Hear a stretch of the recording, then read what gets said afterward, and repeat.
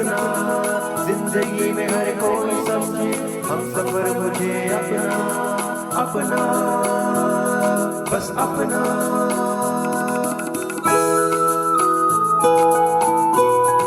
अपना radio 96.9 FM।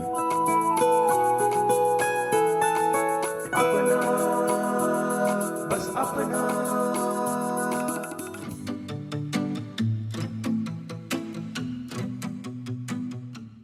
आप सुन रहे हैं अपना रेडियो 96.9 FM और मैं हूं उदय शर्मा। दोस्तों, आज राष्ट्रीय शिक्षा दिवस है और इस दिवस पर हम लाए हैं आपके लिए विशेष कार्यक्रम नया भारत नई शिक्षा। आइए सुनते हैं ये विशेष कार्यक्रम। श्रोताओं, राष्ट्रीय शिक्षा दिवस भारत में प्रतिवर्ष 11 नवंबर को मनाया जाता है, जो स्वतंत्र भारत के प्रथम शिक्षा मंत्री और देश के स्वतंत्रता संग्राम के एक जीवंत महानायक मौलाना अबुल कलाम आजाद की जयंती के रूप में मनाया जाता है। यह दिवस लोगों को भारतीय शिक्षा प्रणाली में उनके उत्कृष्ट योगदान की याद दिलाता है और समाज पर शिक्षा के परिवर्तनकारी प्रभाव पर प्रकाश डालता है। राष्ट्रीय शिक्षा दिवस प्रथम शिक्षा मंत्री मौलाना अबुल कलाम आजाद की याद में मनाया जाता है। भारत में शिक्षा के विकास में मौलाना आजाद की महत्वपूर्ण भूमिका रही है। मौलाना अबुल कलाम आजाद ने केंद्रीय शिक्षा मंत्री के रूप में 15 अगस्त 1947 से 2 फरवरी 1958 तक सेवा की। दरअसल दोस्तों, मौलाना अबुल कलाम आजाद महिला शिक्षा के खास हिमायती थे। उनकी पहल पर ही भारत में साल 1956 में यूनिवर्सिटी ग्रांट कमीशन यानी यूजीसी की स्थापना हुई थी। मौलाना अबुल कलाम की अगुवाई में ही साल 1950 के शुरुआती दशक में संगीत नाटक अकादमी, साहित्य अकादमी और ललित कला अकादमी का गठन हुआ था। इससे पहले वो 1950 में ही भारतीय सांस्कृतिक संबंध परिषद बना चुके थे। दोस्तों, हर व्यक्ति के जीवन में शिक्षा का ज्ञान होना बहुत जरूरी है। इस दुनिया में सबसे शक्तिशाली साधन शिक्षा ही है। जिस प्रकार शिक्षा दी जाएगी उसी प्रकार व्यक्ति का व्यवहार होता है, व्यक्तित्व का निर्माण होता है। इसलिए अच्छी शिक्षा का ज्ञान होना परम आवश्यक है और इसी उद्देश्य से मानव संसाधन विकास मंत्रालय ने 11 नवंबर साल 2008 से राष्ट्रीय स्तर पर शिक्षा दिवस मनाने का फैसला लिया। 11 नवंबर साल 2008 में पहली बार शिक्षा दिवस का उद्घाटन हुआ। दरअसल 11 नवंबर को मौलाना आजाद का जन्मदिन है। भारत के प्रथम शिक्षा मंत्री भावी पीढ़ियों को ध्यान में रखकर कई शिक्षण संस्थाओं की स्थापना करने वाले महान शिक्षाविद मौलाना आजाद की याद में यह दिवस मनाया जाता है। मौलाना अबुल कलाम आजाद के निधन के बाद साल 1992 में उन्हें भारत का सर्वोच्च सम्मान भारत रत्न से सम्मानित किया गया था। दोस्तों, इस बार यानी साल 2025 की राष्ट्रीय शिक्षा दिवस की थीम है। दोस्तों, मौलाना अबुल कलाम आजाद का कहना था कि स्कूल प्रयोगशालाएं हैं क्योंकि देश के भावी नागरिकों को तैयार करती है। इसी उद्देश्य से मौलाना अबुल कलाम आजाद ने कई शिक्षण संस्थानों की स्थापना की। भारत सरकार ने 11 नवंबर साल 2008 को राष्ट्रीय शिक्षा दिवस घोषित करके मौलाना आजाद के योगदान को औपचारिक रूप से मान्यता दी। उनके आदर्शों में सभी के लिए निःशुल्क शिक्षा, वैज्ञानिक और तकनीकी ज्ञान और पीढ़ियों से चली आ रही सांस्कृतिक विरासत शामिल थी। राष्ट्रीय शिक्षा दिवस पर भारत के शैक्षणिक संस्थानों में विभिन्न गतिविधियां आयोजित की जाती हैं। विशेष सभाएं मुख्य रूप से प्रबुद्ध भारत के लिए आजाद के दृष्टिकोण पर केंद्रित थीं। शैक्षिक कार्यशालाएं और सेमिनार आयोजित की जाती हैं और शिक्षा के महत्व को प्रस्तुत किया जाता है। कई प्रतियोगिताएं आयोजित की जाती हैं जहां छात्रों को शिक्षा की आवश्यकता के बारे में अपनी राय देने के लिए प्रोत्साहित किया जाता है। दोस्तों, आपको बता दें कि मौलाना अबुल कलाम आजाद, जिनका पूरा नाम अबुल कलाम गुलाम मोहिउद्दीन था, इनका जन्म 11 नवंबर साल 1888 में हुआ था। स्वतंत्र भारत के पहले शिक्षा मंत्री बने। साल 1947 से लेकर 1958 तक मौलाना अबुल कलाम आजाद भारतीय स्वतंत्रता सेनानी ही नहीं बल्कि कवि, लेखक और पत्रकार भी थे। भारतीय राष्ट्रीय कांग्रेस के सबसे कम उम्र में अध्यक्ष बनने के साथ साथ खिलाफत आंदोलन में उन्होंने महत्वपूर्ण भूमिका निभाई थी। आजाद भारत के प्रथम शिक्षा मंत्री बनने के बाद भावी नागरिकों को ध्यान में रखकर कई शिक्षण संस्थानों की स्थापना की। यूनिवर्सिटी ग्रांट कमीशन की स्थापना मौलाना आजाद के द्वारा की गई थी। मौलाना अबुल कलाम आजाद अच्छे दार्शनिक और बहुभाषी भी थे। उर्दू, बांग्ला, फारसी, हिंदी, अरबी और अंग्रेजी का अच्छा ज्ञान उनके पास था। साल 1957 में प्रकाशित इंडिया विंस फ्रीडम, भारत के स्वतंत्रता संग्राम पर मौलाना अबुल कलाम आजाद ने किताब भी लिखी है। भारतवासियों द्वारा शिक्षा दिवस पर राष्ट्र निर्माण में महत्वपूर्ण योगदान देने वाले अबुल कलाम आजाद की याद में आज का यह दिन मनाया जाता है। लोगों में शिक्षा के प्रति जागरूकता पैदा करने के लिए यह दिवस महत्वपूर्ण हो जाता है।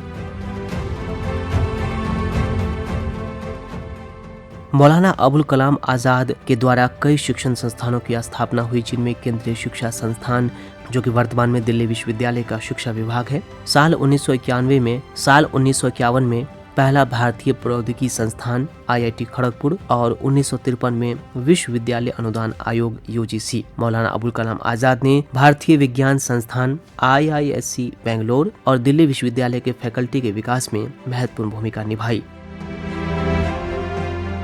दोस्तों, उनके विजन को आगे बढ़ाते हुए हाल ही में हमारे देश के माननीय प्रधानमंत्री श्री नरेंद्र मोदी जी द्वारा नई राष्ट्रीय शिक्षा नीति लाई गई, जिसे सभी के परामर्श से तैयार किया गया। इसे लाने के साथ ही देश में शिक्षा पर व्यापक चर्चा आरंभ हुई और शिक्षा के महत्व में जिस तरह से गांधी जी का तात्पर्य बालक और मनुष्य के शरीर, मन तथा आत्मा के सर्वांगीण एवं सर्वोत्कृष्ट विकास से है, उसी प्रकार से इस नई शिक्षा नीति में उनके विचारों को समाहित किया गया। इसी प्रकार दोस्तों, जिस तरह से स्वामी विवेकानंद जी कहा करते थे कि मनुष्य की अंतर्निहित पूर्णता को अभिव्यक्त करना ही शिक्षा है, और इन्हीं सबको केंद्र में रखते हुए नई शिक्षा नीति लागू की गई ताकि महात्मा गांधी और स्वामी विवेकानंद का स्वप्न पूरा हो सके, मौलाना आजाद की दूरदृष्टि सार्थक हो सके। दोस्तों, नई शिक्षा नीति साल 2020 की घोषणा के साथ ही मानव संसाधन मंत्रालय का नाम बदलकर शिक्षा मंत्रालय कर दिया गया। इस नीति द्वारा देश में स्कूल एवं उच्च शिक्षा में परिवर्तनकारी सुधारों की अपेक्षा की गई। इसके उद्देश्यों के तहत साल 2030 तक स्कूली शिक्षा में 100% GER के साथ साथ पूर्व विद्यालय से माध्यमिक स्तर तक शिक्षा के सार्वभौमिकरण का लक्ष्य रखा गया है। नई शिक्षा नीति में 5+3+3+4 डिजाइन वाले शैक्षणिक संरचना का प्रस्ताव किया गया है, यानी जो 3 से 18 वर्ष की आयु वाले बच्चों को शामिल करता है। 5 वर्ष की फाउंडेशनल स्टेज, 3 साल का प्री प्राइमरी स्कूल और ग्रेड 1-2, 3 वर्ष का प्री प्रिपरेटरी स्टेज, 3 वर्ष का मध्य या उच्च माध्यमिक ग्रेड 6, 7, 8 और 4 वर्ष का उच्च माध्यमिक चरण यानी 9, 10, 11 और 12। न्यू एजुकेशन पॉलिसी 2020 के तहत HHRO द्वारा बुनियादी साक्षरता और संख्यात्मक ज्ञान पर एक राष्ट्रीय mission, national mission on foundational literacy and numeracy की स्थापना का प्रस्ताव भी रखा गया। इसके द्वारा साल 2025 में national mission on foundational literacy and numeracy की स्थापना की गई। इसके द्वारा कक्षा 3 स्तर के बच्चों के लिए आधारभूत कौशल सुनिश्चित किया गया। दोस्तों, NEP यानी नई शिक्षा नीति में भाषाई विविधता का संरक्षण किया गया है। कक्षा 5 तक की शिक्षा में मातृभाषा, स्थानीय या क्षेत्रीय भाषा का अध्ययन के माध्यम के रूप में अपनाने पर बल दिया गया है। साथ ही इस नीति में मातृभाषा को कक्षा 8 और आगे की शिक्षा के लिए प्राथमिकता देने का प्रबंध भी है।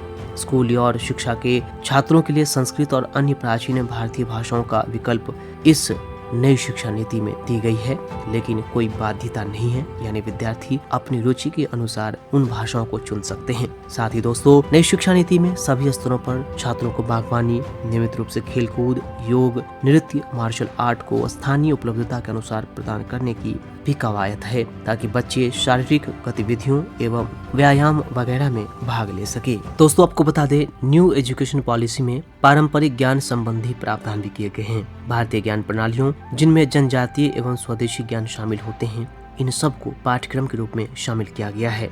SC, ST, OBC और अन्य सामाजिक और आर्थिक रूप से वंचित समूहों से संबंधित मेधावी छात्रों को प्रोत्साहन के रूप में वित्तीय सहायता प्रदान करने की भी सुविधा है। इस तरह दोस्तों, हम कह सकते हैं कि 21वीं सदी के भारत की जरूरतों को पूरा करने के लिए भारतीय शिक्षा प्रणाली में बदलाव की गई और नई राष्ट्रीय शिक्षा नीति 2025 को अपनाया गया। इसके सफल क्रियान्वयन से निस्संदेह नई प्रणाली भारत को विश्व के अग्रणी देशों के समकक्ष लाएगी। नई शिक्षा नीति 2020 के तहत 3 साल से 18 साल तक के बच्चों की शिक्षा का अधिकार कानून 2009 के अंतर्गत रखा गया है। इसका लक्ष्य पूर्व माध्यमिक शिक्षा को सार्वभौमिक बनाना है। स्नातक शिक्षा में artificial intelligence, 3D machine, data विश्लेषण, जैव प्रौद्योगिकी आदि क्षेत्रों के समावेशन से अत्याधुनिक क्षेत्रों में भी कुशल पेशेवर तैयार होने की उम्मीद है और युवाओं की रोजगार क्षमता में वृद्धि होगी। और दोस्तों, यही सब कुछ तो चाहते थे हमारे देश के प्रथम शिक्षा मंत्री मौलाना अबुल कलाम आजाद। राष्ट्रीय शिक्षा दिवस भारत के शैक्षिक परिदृश्य में मौलाना अबुल कलाम आजाद के अमूल्य योगदान की याद भी दिलाता है। अतीत की उपलब्धियों और चुनौतियों पर विचार करते हुए यह गुणवत्तापूर्ण और समावेशी शिक्षा की दिशा में निरंतर प्रयास करने, बदलती दुनिया के लिए भावी पीढ़ियों को आकार देने और उनकी सोच और रचनात्मकता को बढ़ावा देने के रूप में यह दिवस मनाया जाता है और इसमें नई शिक्षा नीति एक शुरुआत है। तो दोस्तों, नई शिक्षा नीति निस्संदेह नया भारत और नई शिक्षा की दिशा में एक महत्वपूर्ण कदम है। यह हम सबको भारतीय ज्ञान परंपराओं और भारतीय विरासत से परिपूर्ण करती है, विज्ञान, कौशल और साथ ही बौद्धिकता का तालमेल बैठाती है।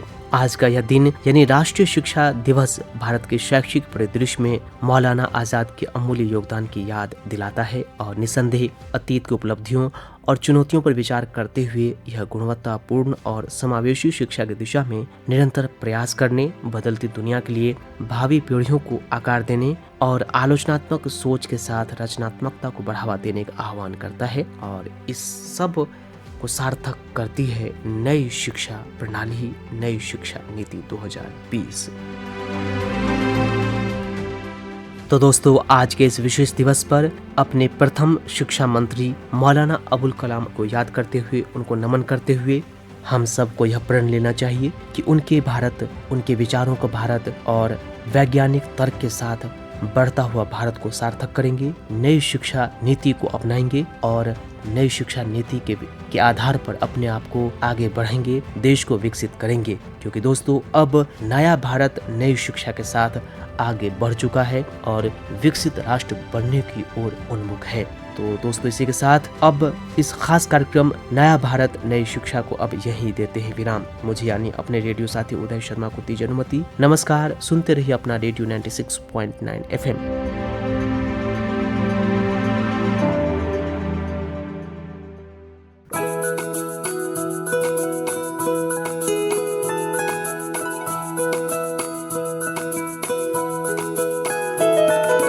मेरी ख्वाहिशें, मेरे अरमान, मेरा बस यही सपना, जिंदगी में हर कोई समझे हम सफर मुझे अपना, अपना, बस अपना।